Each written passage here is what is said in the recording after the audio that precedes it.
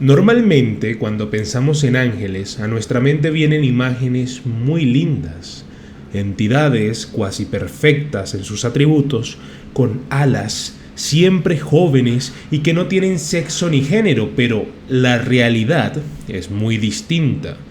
Hay muchos puntos en cuanto a las categorías angelicales. Algunos dicen que son 9, otros dicen que son 4, y hoy específicamente me voy a centrar en 4, las cuales me permiten ante ustedes el día de hoy poder mostrarles un contraste de lo que realmente es un ángel y lo que el pensamiento colectivo piensa que es. Así que sin más dilación, comencemos.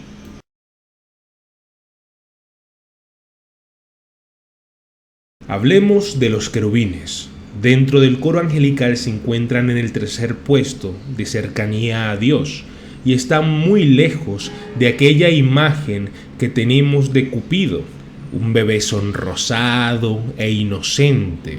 Más bien se parece a ciertas deidades mesopotámicas como el grifo hitita, el Lamassu que encontramos en Babilonia o la esfinge de los egipcios. La Biblia describe a los querubines como mitad humanos, mitad animales, cuya tarea era proteger el jardín del Edén, y podemos encontrar mucha información respecto a ellos en el libro de Ezequiel, donde se habla de ellos como criaturas con 4 caras, la de un león, la de un águila, la de un buey y por último la de un humano. Tenían patas rectas, 4 alas y cascos de toro en lugar de pies que brillan como el oro. Un par de alas las usaban para cubrir su cuerpo y las otras para volar.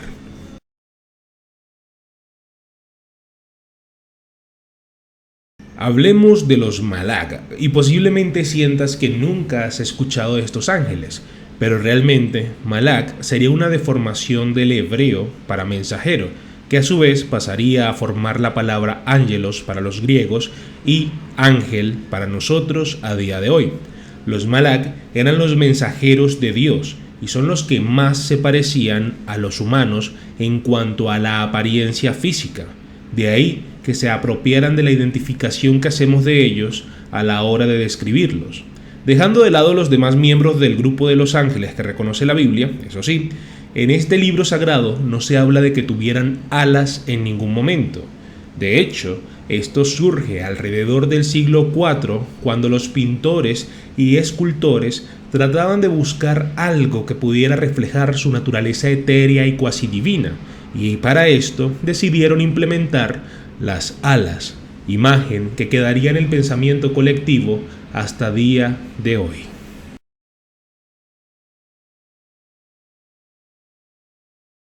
Si de momento has pensado que los ángeles son medianamente parecidos a lo que tú creías que eran, pues aquí es donde todo empieza a cambiar.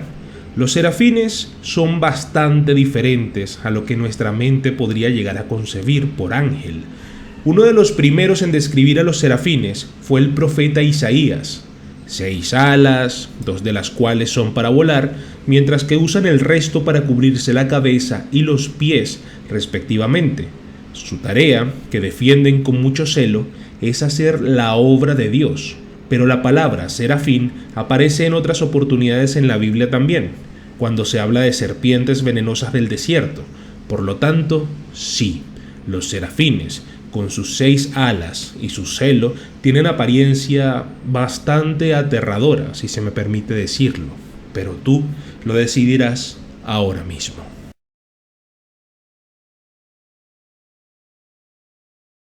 Los Ophanim nos llevan a la última parada de estas entidades angelicales.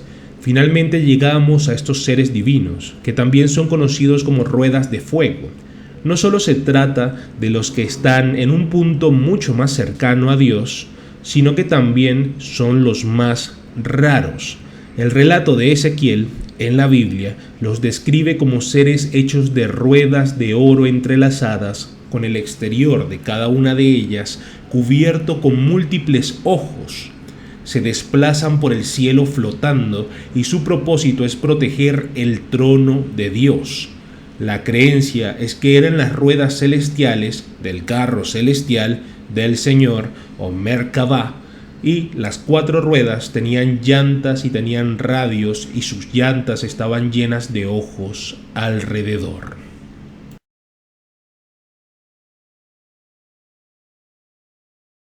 Ya con las 4 categorías angelicales que hemos visto, podemos diferenciar la apariencia que pensábamos que tenían todos los ángeles y la que realmente tienen. Pero, ¿qué pasa con el resto? Faltan virtudes, potestades, arcángeles y mucho más. Pues realmente estas otras jerarquías no sufren un gran cambio en comparación a lo que pensamos que son los ángeles. Algunas de ellas incluso tienen las alas que tanto se criticaron por formar parte del pensamiento colectivo, pero no de la real apariencia de un ángel. Sí, hay ángeles con alas que también ostentan un parecido bastante marcado con nosotros, los humanos. Pero yo ya hice un video sobre categorías angelicales, así que te lo dejaré en la descripción junto con el canal de Twitch al que te pido que me sigas. Ahí tienes mucho contenido adicional y podrás escuchar mi podcast totalmente gratuito y de libre acceso. Te espero.